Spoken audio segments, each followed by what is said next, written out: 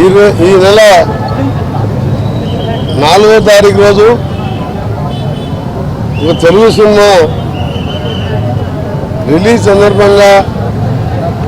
Benefit show చూడడానికి వెళ్ళిన భాస్కర్ మరియు రేవతి దంపతులు అలాగే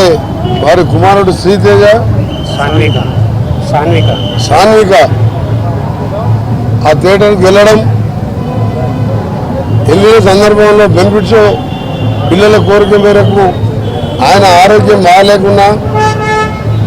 ఆయన పేద కుటుంబంలో ఒక ఆర్యవైశ్య కుటుంబంలో జన్మించి ఒక మామూలు జాబ్ చేసుకుంటూ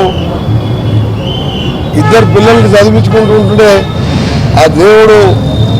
ఆయన మీద చిన్నచూపి చూసి ఆయన లివర్ ఖరాబ్ కావడం, చనిపోయిన రేవతి లివర్ ఇచ్చి మన భర్తను బతికించుకొని ఏదో కాలం వినిపించుకుంటూ బయట మార్కెట్లో అప్పులున్నా నెలకు 30,000 పిల్లల్ని చదివించుకుంటూ జీవనం కొనసాగిస్తూ పిల్లల కోరిక మేరకు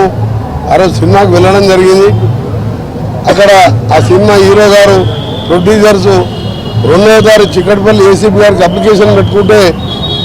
వాళ్ళు 3వ తారీఖు రిటర్న్గా వాళ్ళకు మీకు పర్మిషన్ లేదు రాకూడదని చెప్పి రిటర్న్గా పర్మిషన్ ఇవ్వడం జరిగింది. అయినా సరే 4వ తారీఖు రోజు 9:30కి బెనిఫిట్ షో స్టార్ట్ అయిన తర్వాత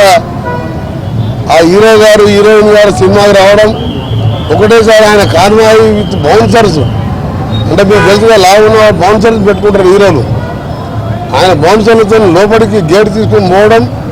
ఆ గేట్ తీయగానే వేలాది మందిగా చిక్కడపల్లి చౌరస్తా 10-20 సినిమా థియేటర్లు ఉంటాయి, ఎప్పుడు హోటల్స్ ఉంటాయి, రష్ ఉంటుంది. ఆయనతో పాటు అందరు మీద పడడం,